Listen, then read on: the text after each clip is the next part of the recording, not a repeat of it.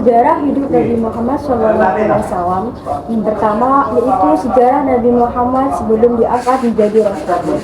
Nabi Muhammad lahir pada tahun 570 Masehi di Mekah dalam suku Quraisy.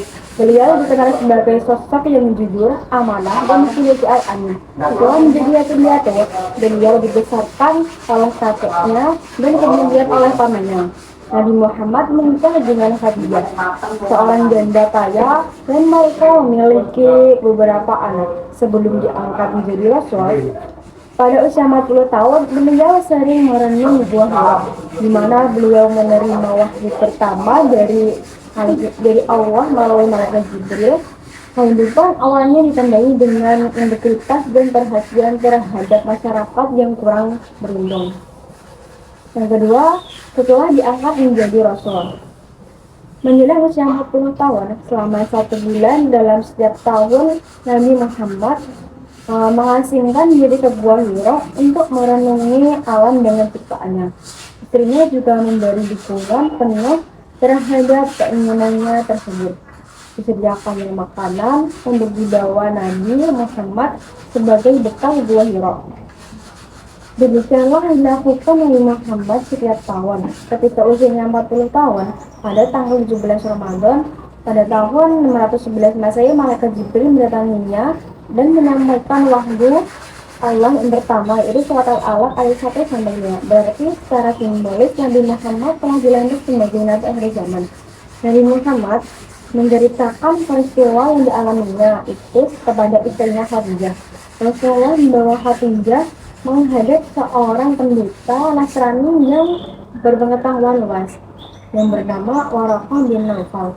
Setelah Nabi menceritakan pengalamannya, Waraqah berkata, "Inilah malaikat yang diturunkan Allah pada nabi-nabi sebelumnya." Setelah wahyu pertama itu datang, terputuslah wahyu selama kurang lebih 2 tahun.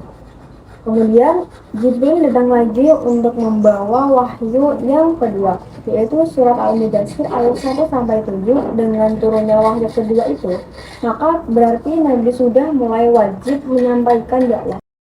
Tahapan dakwah Nabi Muhammad SAW ada 3, yaitu yang pertama secara sembunyi-sembunyi. Pada saat baru diangkat menjadi Rasul, Nabi Muhammad masih melakukan dakwah secara rahasia.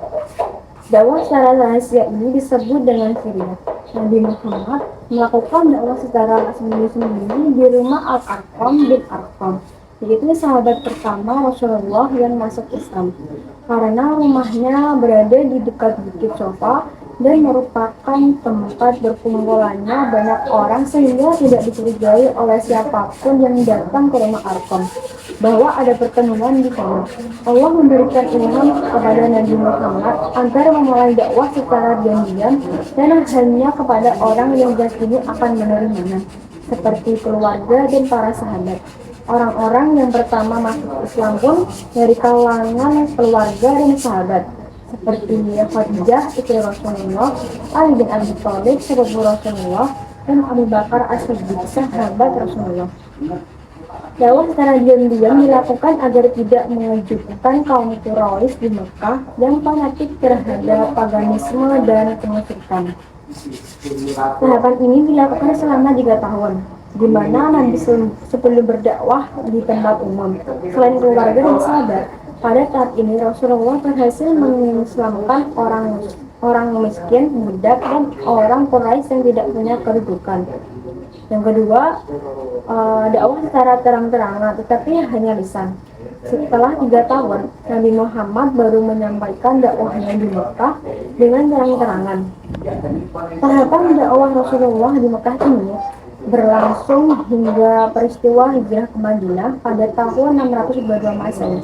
Dakwah Nabi dalam tahap ini ditolak oleh kaum Quraisy di Mekah dengan alasan mereka tidak bisa meninggalkan keyakinan yang diwarisi oleh leluhur dan telah mendarah daging.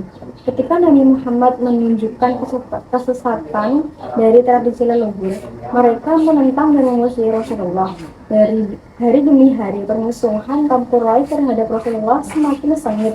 Nabi Muhammad banyak menerima penghinaan, ejekan, umpatan, bahkan upaya pembunuhan. Tidak hanya Rasulullah, semua orang di Mekah yang masuk Islam diintimidasi dan ditindas oleh kaum kafir Quraisy. Selanjutnya, tahap ketiga, yaitu secara terang-terangan atau disebut dengan jahar. Pada tahun 622 Masehi, Nabi Muhammad dan para sahabatnya melaksanakan hijrah dari Mekah ke Madinah. Allah mengizinkan Nabi Muhammad untuk hijrah setelah kaum kafir Quraisy di Mekah melakukan pengusiran dan penzaliman terhadap umat Islam. Setelah hijrah, Nabi Muhammad juga memulai memerangi pihak-pihak yang memulai perang dan mencelakai umat Islam. Bahkan para pemuka Quraisy menuduh Nabi Muhammad gila dan sempat melemparkan kotoran ke tubuh Nabi. Termasuk yang menentang dakwah Nabi Muhammad adalah sang paman, itu Abu Jahal dan Abu Lahab. Pada saat ini para terjadi peperangan antara umat Islam dari Madinah dan kaum kafir Quraisy dari Makkah. Saat ini berlangsung hingga perjanjian Hudaybiyah disepakati antara umat Islam dan kaum kafir Quraisy pada tahun 628 Masehi. Selanjutnya, tantangan kaum Quraisy. Yang pertama yaitu membujuk, karena kekuatan Nabi terletak pada perlindungan Abu Thalib yang aman di segani itu. Mereka meminta Abu Thalib memilih satu di antara dua, yaitu memerintahkan Nabi Muhammad agar berhenti dari dakwahnya atau menyerahkannya kepada mereka untuk dibunuh. Yang kedua, mengintimidasi karena gagal dengan cara membujuk. Para pemimpin Quraisy melakukan tindakan-tindakan kekerasan yang lebih intensif dari sebelumnya. Budak-budak yang masuk Islam disiksa tuannya dengan sangat kejam. Para pemimpin Quraisy menyuruh setiap keluarga untuk menyiksa anggota keluarganya yang masuk Islam sampai dia murtad kembali. Yang ketiga, memboikot seluruh keluarga Bani Hashim untuk melumpuhkan kekuatan kaum muslimin. Pemimpin Quraisy melakukan pemboikotan terhadap seluruh keluarga Bani Hashim karena menurut mereka kekuatan Nabi terletak pada keluarganya yang melindunginya, baik yang belum maupun yang sudah masuk Islam. Mereka memutuskan segala bentuk hubungan dengan suku ini.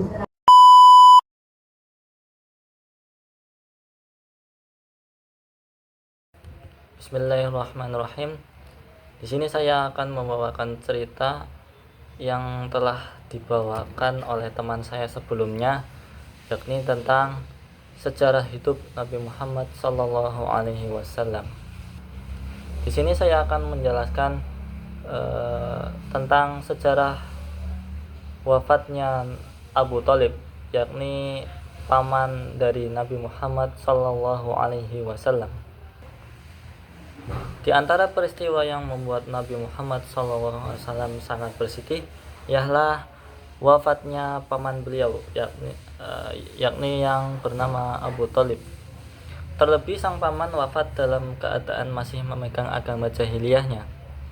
Abu Thalib adalah kerabat dan orang terdekatnya dari Rasulullah SAW. Abu Thalib lah yang telah mengasuh Nabi sejak umur 8 tahun hingga sang kakek meninggal. Nabi berusia 40 tahun. Kedekatan yang luar biasa dengan sang paman terjalin sejak Nabi Muhammad SAW kecil hingga dewasa, hingga masa kenabiannya. Saat Nabi Muhammad SAW menerima wahyu dan mendakwahkannya, cinta Abu Thalib kepada anak saudaranya itu tak berubah, walaupun ajaran yang dibawa keponakannya bertentangan dengan keyakinannya. Ia bagaikan sosok seorang ayah yang melindungi anak-anaknya. Tidak heran Nabi Muhammad SAW sangat menginginkan hidayah untuknya. Saat Abu Thalib menderita sakit yang mengantarkannya kepada kematian, Rasulullah SAW terus berjuang agar sang paman mendapatkan kebahagiaan setelah kematiannya, dengan cara menawarkannya untuk masuk Islam. Namun sampai akhir hayatnya, sang paman tak juga mau bersyahadat. Ia wafat memegang ajaran nenek moyangnya. Kehilangan sosok paman seperti Abu Thalib adalah duka dan kesedihan bagi Rasulullah Shallallahu Alaihi Wasallam. Dan yang kedua, saya akan membawakan cerita tentang wafatnya Siti Khadijah. Siti Khadijah dinikahi oleh Nabi Muhammad Shallallahu Alaihi Wasallam ketika telah 2 kali menjanda dan usianya menyentuh 40 tahun. Sementara Rasulullah SAW baru berusia 25 tahun. Siti Khadijah adalah sosok yang menenangkan hati Nabi Muhammad SAW saat pertama kali menerima wahyu sebagai utusan Allah. Pada awal kenabian, Rasulullah benar-benar dilanda kecemasan yang luar biasa. Siti Khadijah juga menjadi orang pertama yang menerima dan memeluk Islam. Sebelum Rasulullah berdakwah di kalangan para sahabat. Sejak saat itu, Siti Khadijah mencurahkan harta, pikiran, dan tenaganya untuk mendukung Nabi Muhammad SAW dalam menegakkan agama Islam. Pada hari ke-11 Ramadan tahun ke-10 kenabian, Siti Khadijah dipanggil oleh Allah Subhanahu wa taala. Khadijah meninggal pada umur 65 tahun. Tidak lama setelah wafatnya paman dari Nabi, yaitu Abu Thalib. Para ahli sejarah Islam memperkirakan Khadijah meninggal karena sakit. Seperti yang disebutkan, usianya memang terbilang lanjut. Meski demikian, tidak ada riwayat yang menyebutkan apa yang mengakibatkan Siti Khadijah wafat. Cerita yang ketiga yakni tahun duka cita. Nabi Muhammad SAW menghadapi 3 peristiwa yang amat sangat menyedihkan, sehingga tahun itu disebut tahun duka cita. Adapun 3 peristiwa tersebut yakni yang pertama, pamannya Abu Thalib, pelindung utamanya, telah meninggal dunia dalam usia 87 tahun. Yang kedua, 3 hari setelah itu meninggal dunia pula istrinya, yakni Khadijah, dalam usia 65 tahun. Sepeninggal dua pendukung utamanya Rasulullah SAW itu, kaum kafir Quraisy tidak segan-segan lagi melampiaskan nafsu amarah mereka terhadap Nabi. Melihat reaksi penduduk Mekah yang semakin brutal, terutama pamannya Abu Lahab dan istrinya, Nabi kemudian berusaha menyebarkan Islam keluar kota Mekah, yaitu di wilayah negeri Taif. Dan yang ketiga ialah ketika Nabi berdakwah di Taif, beliau diejek, disoraki, dan dilempari batu, bahkan sampai terluka di bagian kepala dan badannya. Dari 3 peristiwa yang menyedihkan Nabi tersebut, menyebabkan tahun itu disebut dengan tahun duka cita dalam sejarah Islam. Dan cerita yang selanjutnya yaitu tahun Isra Mi'raj Nabi Muhammad SAW. Dalam situasi berduka cita di tahun duka cita yang dialami oleh Nabi Muhammad SAW,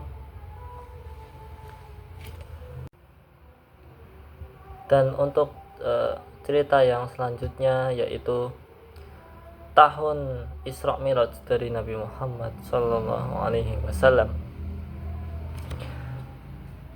Peristiwa Isra Mi'raj merupakan satu momen yang paling luar biasa dalam sejarah Islam. Isra Mi'raj menggambarkan perjalanan spiritual Nabi Muhammad SAW dari Masjidil Haram ke Masjidil Aqsa yang berada di Yerusalem.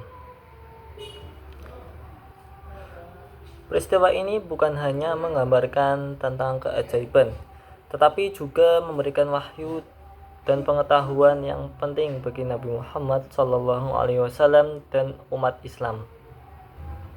Peristiwa Isra Mi'raj terjadi pada tahun ke-10 dari misi kenabian Nabi Muhammad SAW yang disebut dengan sebagai tahun kecelakaan sebelum hijrahnya Nabi ke Madinah. Isra Mi'raj. Isra merujuk pada perjalanan Nabi Muhammad dari Masjidil Haram ke Masjidil Aqsa yang berada di Yerusalem dalam waktu yang sangat singkat, yakni dalam waktu 1 malam. Perjalanan ini dimulai ketika malaikat Jibril datang kepada Nabi Muhammad di rumahnya, membawa kendaraan dari surga, yaitu yang familiar disebut dengan buraq. Bersama dengan buraq, Nabi Muhammad menempuh perjalanan yang luar biasa cepat menuju Masjidil Aqsa, di mana Masjidil Aqsa Nabi Muhammad dipimpin oleh para nabi terdahulu dalam salat, menandai kedudukan dan penghormatan terhadap para nabi sebelumnya dan penghormatan terhadap agama Islam. Setelah peristiwa Isra Mi'raj, Nabi Muhammad melakukan Mi'raj, yaitu perjalanan ke langit ke-7. Mi'raj dimulai ketika Nabi Muhammad naik dari Masjidil Aqsa menuju langit pertama bersama dengan malaikat Jibril. Di setiap langit, Nabi Muhammad bertemu dengan para nabi dan rasul terdahulu yang mendiami setiap tingkatan surga, termasuk Adam, Musa, Isa, dan Ibrahim. Dan di langit terakhir, yaitu di langit ke-7, Nabi Muhammad bertemu dengan Allah Subhanahu wa Ta'ala, di mana ia menerima perintah untuk melaksanakan sholat 5 waktu bagi umat Islam. Jadi kaitannya antara tahun duka cita dengan peristiwa Isra Mi'raj Nabi adalah untuk menghibur hati Nabi yang sedang berduka cita ketika itu, dengan memperlihatkan beberapa rasul yang juga mendapat tantangan dari kaumnya, sekaligus memohon pertolongan Allah Subhanahu wa Ta'ala menghadapi tantangan orang-orang kafir. Nah, jadi itu tadi ya teman-teman, cerita dari saya dan juga teman saya mengenai kisah hidup dari Nabi Muhammad SAW. Kesimpulannya adalah kehidupan Nabi Muhammad SAW merupakan perjalanan yang penuh makna dan pembelajaran bagi umat Islam. Nabi Muhammad SAW berhasil mengubah kepercayaan masyarakat Arab dan mendirikan komunitas Muslim yang kuat. Beliau mengajarkan nilai-nilai keadilan, persamaan, dan kasih sayang. Setelah wafat pada tahun 632 Masehi, ajaran dan perjuangannya terus dilanjutkan oleh para pengikutnya, menjadikan agama Islam sebagai agama yang menyebar ke seluruh dunia. Kehidupan Nabi Muhammad SAW adalah contoh teladan bagi umat manusia sebagai nabi terakhir. Beliau juga membawa risalah yang sempurna dan universal, menjadikan Islam sebagai rahmat bagi seluruh alam semesta. Mungkin itu saja yang bisa saya sampaikan. Kurang lebihnya mohon maaf. Wassalamualaikum warahmatullahi wabarakatuh.